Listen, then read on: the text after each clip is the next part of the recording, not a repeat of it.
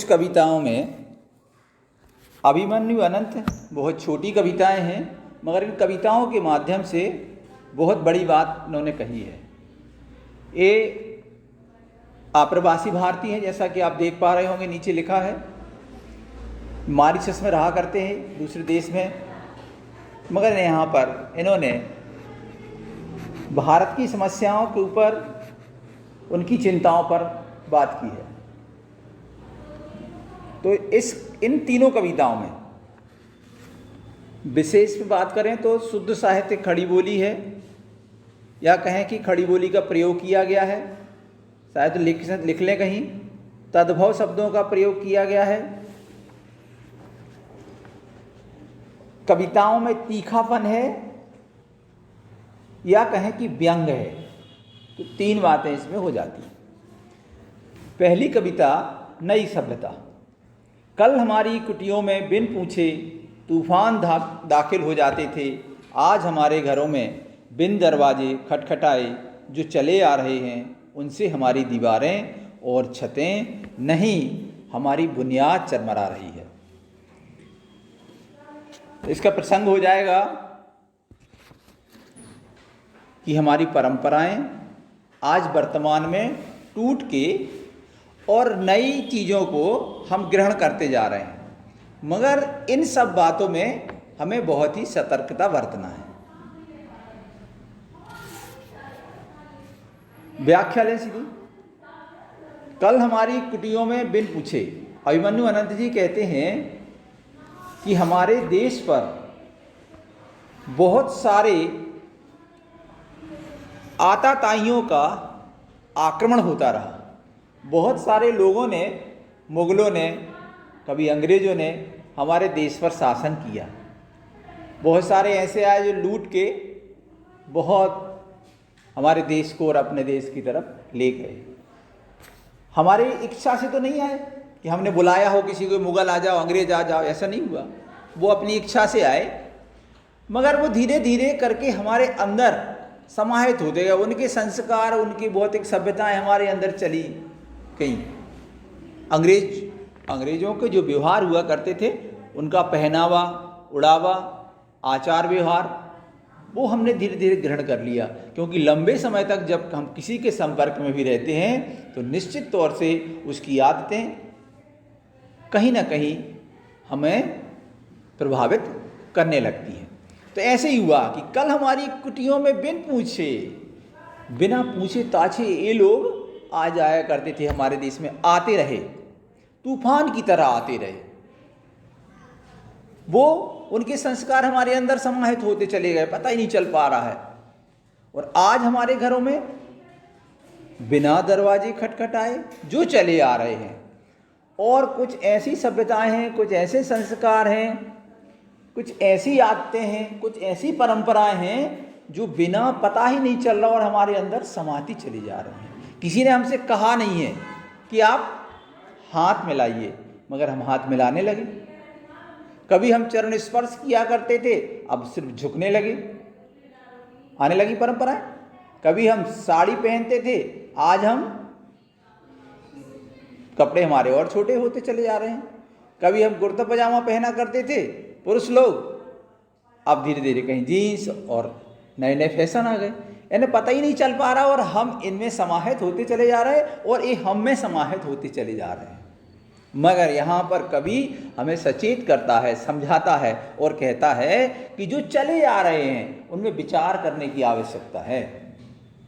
जो परंपराएं चली आ रही हैं, जो हम समाहित करते चले जा रहे हैं, जो हम चीज़ों को ग्रहण करते चले जा रहे हैं, उन पर एक बार विचार करने की आवश्यकता है कि हम सही कर रहे हैं या कि गलत कर रहे हैं। क्योंकि उनसे हमारी दीवारें और छतें नहीं, हमारी बुनियाद भी चरमरा रही है। जो ऐसी चीज़ें, जो गलत आदतें अगर हमारे अंदर आ जाती हैं, तो उनसे जो हमने भारत का निर्माण की कल्पना की है, उस भारत की दीवारें ही नहीं, उसका छत ही नहीं, उसकी जो नींव है, हमारे देश के स्वतंत्रता संग्राम सेनानियों ने जो नींव डाली है, जो सोचा था कि हमें ये करना है देश के लिए, हम ऐसा भारत बनाएंगे, अब उन संस्कारों और उन परंपराओं के कारण जो हम ग्रहण करते जा रहे हैं वो हमारी नींव भी अब हिलने लगी है, उसको नुकसान पहुंचने लगा है। इसलिए आवश्यकता है कि जो भी हम ग्रहण करते हैं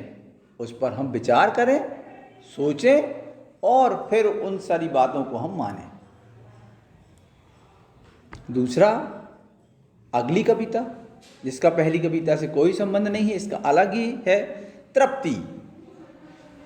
तृप्ति माथे की श्रम बूंदों को खेत में पहुंचाकर मजदूर ने बो दिया। लहलहाती फसल जब तैयार हुई, उन हरे भरे दानों को किसी और ने तिजोरी के लिए बटोर लिया। इसलिए आक्रोश में आकर मजदूर सूरज को निकल गया। देखने में बहुत छोटी कविता है, बहुत गहरा अर्थ है। कवि अभिमन्यु अनंत जी कहते हैं, इस संसार में, इस पूरी पृथ्वी पर जो कुछ भी हमें दिखाई दे रहा है, जो भी नव निर्माण दिखाई दे रहा है, जो भी सर्वांगीण विकास दिखाई दे रहा है, यह सब का सब मजदूरों के कारण ही है। कोई भी बड़ा निर्माण हो, कोई भी बड़ी फैक्ट्री बन रही हो, कोई भी कारखाने बन रहे हो, कुछ भी हो रहा हो, बिना श्रमिक के, जो मेहनत करता है, जो मजदूरी करता है, उसके बिना ये संभव नहीं है। जब उसके बिना संभव नहीं है तो उसको उसका सही इनाम, सही मजदूरी मिलना चाहिए। ये होता नहीं है। किसान खेत में काम करता है, काम करने के बाद में जब फसल आती है तो फसल सस्ती हो जाती है। सेठ लोग, व्यापारी लोग उसको सस्ते में खरीद लेते हैं, रख लेते हैं और महंगे में बेचा करते हैं। किसान मजबूर है क्योंकि उसके लिए पैसे की आवश्यकता है, उसके लिए अगली फसल के लिए पैसों का इंतजाम करना है, तो वह अपनी जो फसल रहती है, जिस भाव की रहती है, उसको बेच देता है। तो जो परिश्रम करता है वह गरीब और गरीब और गरीब होता चला जाता है। और जो बीच में बिचौलिए का काम करता है, जो परिश्रम नहीं करता, ऐसे खेतों में घुस के पसीना नहीं बहाता, वह उसकी जितनी भी इनकम है, आय है, अधिक पैसे की प्राप्ति है, वो दूसरा कर ले जाता है। तो अभिमन्यु अनंत जी कहते हैं कि माथे की श्रम बूंदों को खेत में पहुंचाकर मजदूर ने बो दिया।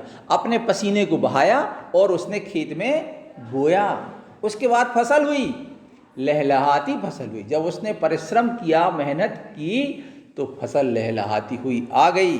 और जब फसल तैयार हुई तो उन हरे भरे दानों को किसी और ने, जो हमने अभी बताया पहले, उन सारी बातों को आप इसमें लिख सकते हो कि जब फसल तैयार हुई तो किसान को कुछ नहीं मिला, वो मेहनत ही करता रहा, उसको सस्ते में बेचना पड़ा क्योंकि उसको आवश्यकता ही पैसों की। और जो उस माल को खरीद के गए और उनसे जिन व्यापारियों ने खरीदा, वो सब के सब बड़े आदमी होते गए, धनवान होते गए और उनकी तिजोरी भरती चली गई। जब ऐसा बार बार होता है कि बार बार मेहनत करेगा और देखेगा कि हमारी ही फसल, हमें पर्याप्त उसका पैसा नहीं मिल रहा है और कोई दूसरा उसका फ़ायदा उठा रहा है, तो जब किसान में आक्रोश आ जाता है, किसान में गुस्सा आ जाती है, तो उसका नुकसान फिर सबको होता है।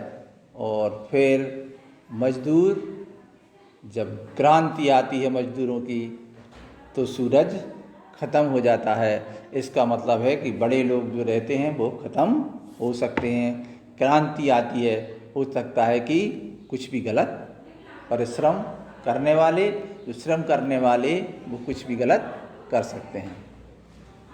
मतलब क्रांति हो सकती है, सब कुछ मिट सकता है अगर उसको गुस्सा आ गई।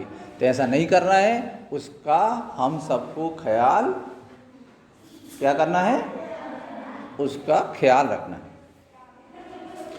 तीसरी कविता है, तुमने आदमी को खाली पेट दिया, ठीक किया, पर एक प्रश्न है रे नियत, खाली पेट वालों को तुमने घुटने क्यों दिए, फैलने वाला हाथ क्यों दिया। यह भी गरीबी पर एक व्यंग है, तीखा व्यंग है। और अभिमन्यु अनंत जी सीधा यह व्यंग भगवान से कर रहे हैं, ईश्वर से कर रहे हैं, और ईश्वर से कहते हैं कि हे ईश्वर, तुम्हारी समझ में ही नहीं आ रहा कुछ, तुमने मनुष्य बना दिया।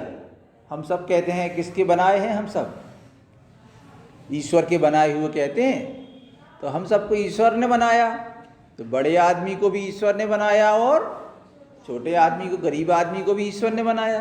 तो अभिमन्यु अनंत जी कहते हैं कि हे ईश्वर, हे मेरी प्रकृति, तुमने ऐसे गरीब इंसान क्यों बनाए? क्या आनंद आ गया तुम्हें गरीब इंसान बनाने में? इंसान बना दिए तुमने, चलो ठीक किया, मगर ऐसे बना दिए जिनका पेट ही खाली है, भूखे हैं जो। तुमने आदमी को खाली पेट दिया, ठीक किया, ये भी ठीक किया तुमने कि अब आदमी बना दिया, खाली पेट कर दिया। मगर हे प्रकृति, जिसने भी मनुष्य को बनाया हो, हे ईश्वर, खाली पेट वालों को तुमने घुटने क्यों दिए? जब हम उकरू बैठते हैं, नीचे बैठते हैं, तो हमारे ये घुटने हैं पेट में घुस जाते हैं। एक तो खाली पेट दिया, और जब वो बैठता है तो उसके घुटने उसके पेट में घुस जाते हैं। तो तुमने घुटने दे दिए, और क्या दे दिया? हाथ दे दिए, जिससे कि वह भीख मांग सकता है। तो कैसा क्या ईश्वर है और कैसी प्रकृति है? एक प्रश्न चिन्ह है, एक व्यंग है जिन्होंने किया है। ईश्वर से ही करते हैं कि तुमने ऐसा क्यों किया, मनुष्य क्यों बनाया? मनुष्य बना दिया तो ठीक किया, खाली पेट क्यों बनाया उसको? खाली पेट ठीक किया, तुमने घुटना क्यों बना दिए कि जब बैठता है तो वो खाली पेट है, ऊपर से घुटने और उसके अंदर चले जाते हैं। और अंतिम बात है कि उसको फिर भीख मांगने के लिए हाथ क्यों दे दिए? इससे अच्छा और इससे बढ़िया कृपा करते कि ऐसा मनुष्य ही आप ना बनाते।